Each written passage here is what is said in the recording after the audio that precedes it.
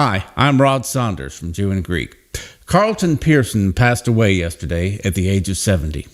Now, some of you might not remember him because he faded from the public view about 20 years ago.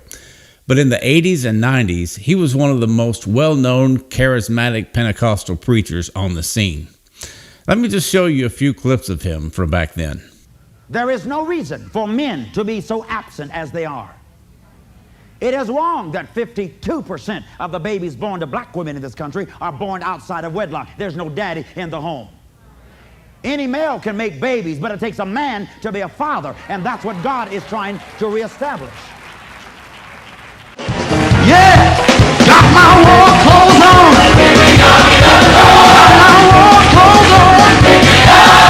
I got my war clothes on! Got my war clothes on! I'm a soldier! I'm a soldier! If I die, let me die! The devil is not going to give in easily. He knows that God is about to do something. It's like a woman in the pangs of childbirth, having those contractions, and they're getting closer and closer. This revival is already in the birth canal, and it's coming, and nothing's going to stop it. We will not miscarry it, and we will not abort it this time. We're going to have this revival.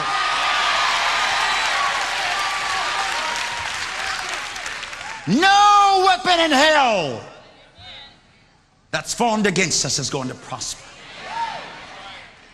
We just have to have a wartime mentality.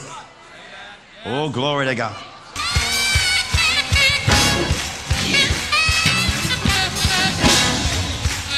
You know you feel it.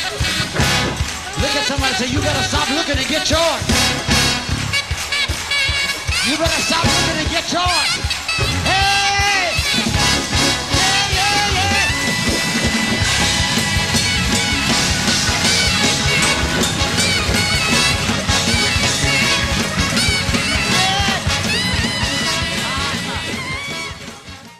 Carlton Pearson was born and raised in San Diego in the Church of God in Christ. He was ordained as a teenager and conducted his first evangelistic meeting when he was 16. He moved to Tulsa, Oklahoma in the early 70s to attend Oral Roberts University and joined the World Action Singers as their first black singer. You're here to watch over the heart that was broken by a word that somebody left unspoken. He traveled with Oral Roberts to his various events, and Oral adopted him, in a sense, as his black son. During this time, he met the healing evangelist Catherine Kuhlman, who took to him and invited him onto her program. I came from one of those Holy Rolling churches. They call us the Holy Rollers, Church of God in Christ. And I always wanted what I saw my grandmother and them having. They would dance around, you know, and have a wonderful time. But I didn't think you really had anything until I got that. Well, as a little child, they didn't really think I was serious. They wouldn't let us play in church. Sometimes people don't think children are serious. And my experience goes back almost 18 years ago when I was a little teeny kid.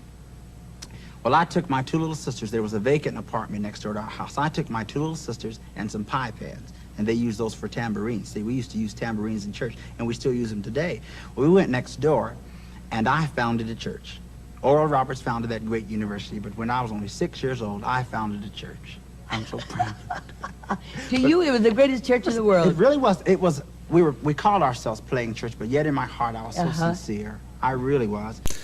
This opened doors for him to minister, and he launched into an itinerant ministry.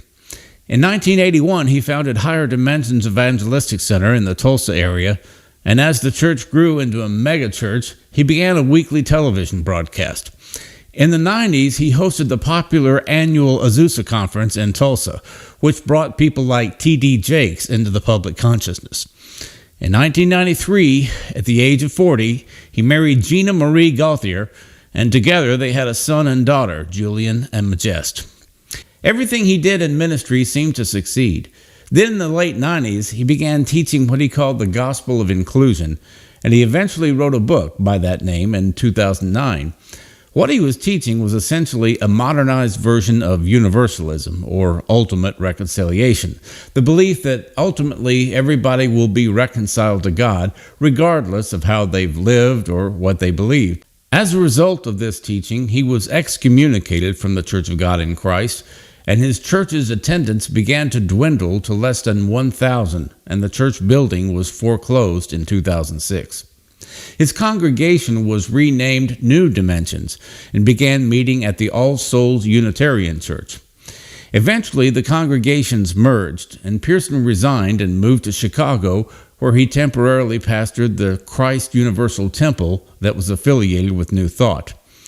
He eventually established a church called New Dimensions in Chicago. In 2014, he returned to Tulsa and became a regular speaker at All Souls while traveling to Chicago regularly to speak at New Dimensions there. In 2018, Netflix made a movie about his story called Come Sunday. In September of this year, it was announced that he had prostate cancer, and on November 1st, the Christian Post reported that he had been moved to comfort care. I've planned for some time to do a video on Carlton Pearson, but out of respect for his family, I'm going to hold off on that for a while. My condolences to his loved ones.